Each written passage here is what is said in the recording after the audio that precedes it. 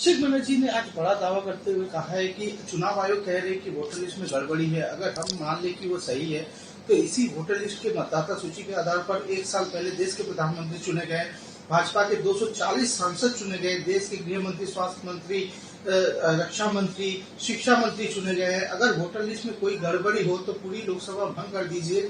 अगर आप एसआईआर करना चाहते हैं तो कीजिए, लेकिन पहला कदम लोकसभा भंग करना होना चाहिए, केंद्र सरकार को भंग कर देना चाहिए। और इसी वोटर लिस्ट के आधार पर चुने गए थे। लेकिन आप कह रहे हैं कि बंगाल की वोटर लिस्ट गलत है, लेकिन गुजरात में तो ठीक है। अगर एसआईआर होना तो पूरे देश में होना चाहिए, क्या कहना चाहिए? देखिए, कोई बच्चा होता है ना, वो हिस्ट्री क्लास पढ़ता नहीं, हिस्ट्री क्लास में सो जाता है। तो अभिषेक बनर्जी लगता है ऐसे ही हिस्ट्री क्लास में सोने वाले बच्चे हैं। तो क्यों सो गए थे? क्योंकि उनको पता नहीं कि इससे पहले 2002-3 में यहाँ पे एसआईआर हो चुका है, उससे पहले भी एसआईआर हो चुका है, उससे पहले भी एसआईआर हो चुका है। तो उनकी लॉजिक को माना जाए तो जितनी बार एसआईआर हुआ है उसके बाद सारे केंद्र सरकार भंग हो जाने चाहिए। क्योंकि 2002-3 में जब एसआईआर बना था तो 26 लाख लोगों का नाम वोटर लिस्ट से डिलीट हुआ था। वो 26 लाख लोग पश्चिम बंगाल से डिलीट हुआ था सिर्फ। और जहां तक एसआईआर की बात है तो इलेक्शन कमीशन ऑलरेडी अनाउंस कर चुका है कि कर चुके हैं कि पूरे देश में एसआईआर होगा, जो मीडिया के माध्यम से हमें पता चला है। तो एसआईआर एक बार जब शुरू होता है धीरे धीरे हर स्टेट में होता है, उनको जानकारी नहीं है, उनकी हिस्ट्री भी खराब है, जीके भी खराब लग रहा है। दूसरी बात जो विषय है, एक तो हिस्ट्री क्लास और जीके खराब है उनकी, हिस्ट्री पढ़े नहीं। दूसरी बात यह है कि जब 2011 में सरकार आने के बाद वो राजनीति में आए, राजनीति के बारे में, बंगाल की राजनीति हो या देश की राजनीति हो, किसी भी राजनीति के बारे में उनकी कोई अवधारणा ही नहीं है।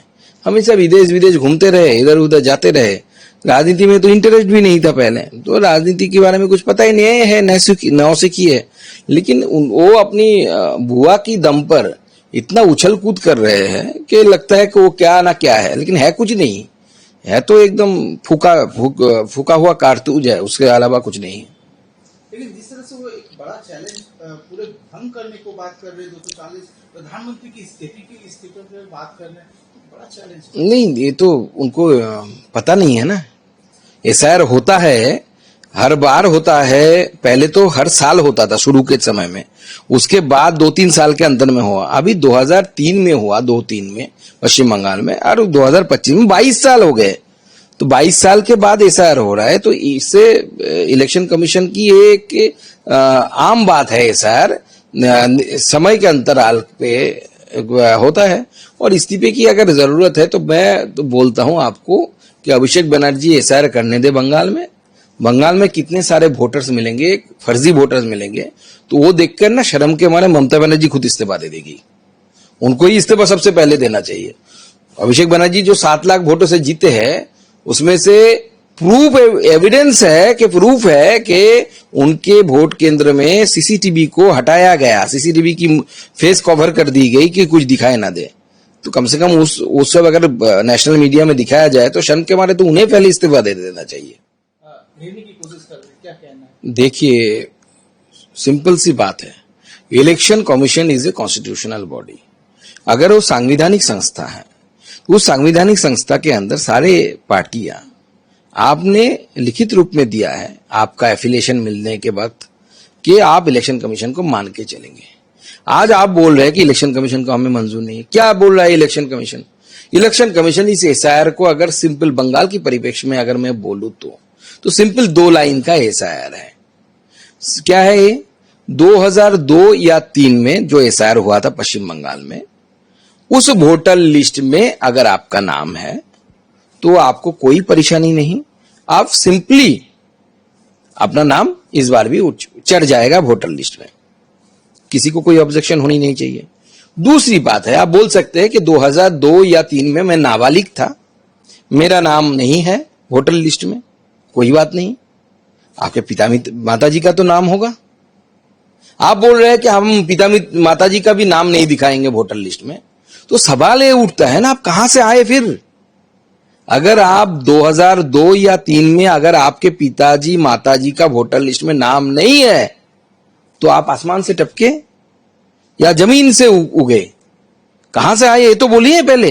हाँ, हो सकता है आप बांग्लादेश से आए हैं, पश्चिम बंगाल के परिप्रेक्ष्य में अगर देखें तो आप उसके लिए सीए हैं, सीए अप्लाई करिए, सिटीजनशिप मिल जाएगा, सर्टिफिकेट दे दीजिए, आराम से एसआर में नाम चढ़ जाएगा, वोटर लिस्ट में नाम चढ़ जाएगा। सो सिंपल 3 चीजों पर पूरा एसआईआर टिका हुआ है, जब जितना मैं समझ पाया। आप मैं हमारे ऑपोजिशन पार्टी को बोलता हूं, अगर हिम्मत है ये 3 विषयों में आप ऑपोजिशन क्या कर रहे हैं, आपकी लॉजिक बता के बोलिए, क्या लॉजिक है आपके पास? डर क्यों? डर इसलिए है क्योंकि ये जो मुस्लिम इन्फिल्ट्रेशन जो हुआ है बंगाल में, और ये बंगाल से हर जगह पे भारत में ये फैल गया है, और ये पूरा इन्फिल्ट्रेशन वोट बैंक की तरह काम करती है।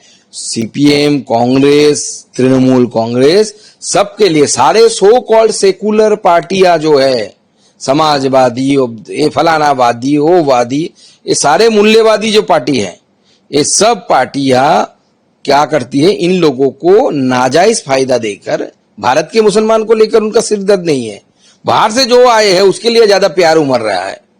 तो भारत के मुसलमान भारत के नागरिक हैं, सम्मानित नागरिक है, वो भारत में ही रहेंगे।